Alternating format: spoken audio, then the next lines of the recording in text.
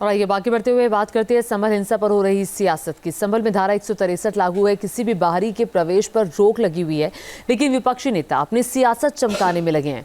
सपा के बाद अब कांग्रेस भी पीड़ितों पर मरहम लगाने के नाम पर संभल जा रही है।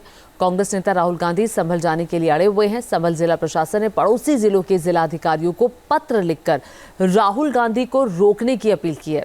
संभल के डीएम ने सख्त लहजे में कहा है कि किसी को भी कानून से खिलवाड़ करने की इजाजत नहीं दी जा सकती।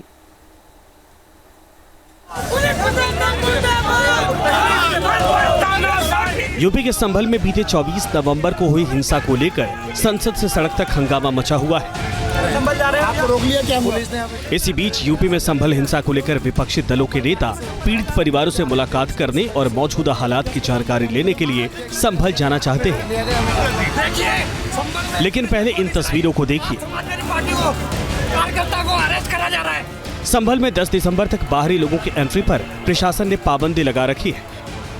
बावजूद ये तस्वीरें गवाही दे रही हैं कि कैसे मंगलवार को जमीयत उलेमाए हिंद के लोग संभल में मृतक के घर पहुंचे और पीड़ित परिवार को आर्थिक मदद की। इतना ही नहीं, कांग्रेस नेताओं ने भी पुलिस प्रशासन और खुफिया एजेंसियों को चकमा देकर संभल में न सिर्फ पीड़ित परिवारों से मुलाकात की, बल्कि पीड़ित परिवार से कांग्रेस नेता राहुल गांधी से फोन पर बातचीत भी करवाई। हालांकि समाजवादी पार्टी के बाद कांग्रेस डेलीगेशन को संभल जाने की इजाजत नहीं दी गई, लेकिन बुधवार को अब कांग्रेस सांसद राहुल गांधी और प्रियंका गांधी संभल जा सकते हैं। बुधवार यानी 4 दिसंबर को कांग्रेस सांसद राहुल गांधी संभल में पीड़ित परिवारों से मुलाकात कर सकते हैं। जानकारी के मुताबिक संभल में धारा 163 को ध्यान में रखते हुए कांग्रेस के 4 नेताओं का डेलीगेशन संभल जा सकता है। कांग्रेस सांसद राहुल गांधी के संभल आने की खबर की भनक लगते ही जिला प्रशासन एक्टिव हो चुका है। उधर मंगलवार को संसद में संभल हिंसा पर जमकर हंगामा हुआ। संभल के शाही जामा मस्जिद के खिलाफ 19/11 समाजवादी पार्टी के राष्ट्रीय अध्यक्ष अखिलेश यादव ने समाजवादी पार्टी सांसद राम गोपाल यादव के साथ मिलकर मंगलवार को इस मुद्दे को संसद में प्रमुखता से उठाया। पूरे संभल में पुलिस छावनी बना दी गई। संभल को लोगों को पता ही नहीं था कि पुलिस क्यों लगाई। अखिलेश ने आरोप लगाया कि संभल में जो कुछ हुआ वो एक सोची समझी साजिश का हिस्सा है।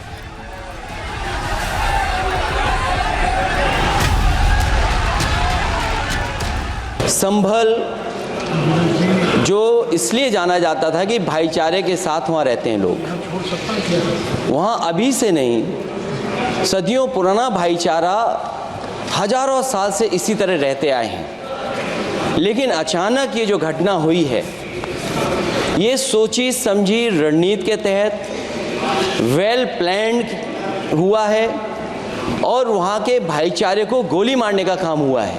24 तारीख को सुबह 6 बजे पूरे संभल में पुलिस छावनी बना दी गई। संभल को लोगों को पता ही नहीं था कि पुलिस क्यों लगाई जा रही है। थोड़ी देर बाद वहाँ के डीएम, एसएसपी, वकील जिन्होंने वो एप्लीकेशन दी थी वो, और कुछ लोग ढोल नगाड़े बजाते हुए पुलिस के साथ गए और मस्जिद में प्रवेश कर गए। हम बनते तो बहुत कुछ हैं। हालांकि केंद्रीय मंत्री और बीजेपी सांसद गिरिराज सिंह ने समाजवादी पार्टी अध्यक्ष अखिलेश यादव पर संभल के मुद्दे पर सदन को गुमराह करने का आरोप लगाया, तो यूपी के पूर्व डीजीपी और बीजेपी सांसद बृजलाल ने सीधे सीधे संभल हिंसा के लिए अखिलेश यादव और उनकी पार्टी को जिम्मेदार ठहराया। अखिलेश यादव सदन को गुमराह कर रहे थे, सदन में सरासर गलत बोल रहे थे। अखिलेश यादव ने कानून की धज्जियां उड़ाई, कोर्ट पर प्रश्न चिन्ह लगाए। अखिलेश यादव कानून को कभी नहीं मानते, उनके डीएनए में हिंदू विरोधी है। राम भक्तों पर गोली उन्हीं की सरकार ने चलाई थी, इसलिए वो मुस्लिम वोट के लिए कुछ भी कर सकते हैं। साजिश का हिस्सा अखिलेश यादव और उनकी पार्टी का है, उनका एमपी इन्वॉल्व है।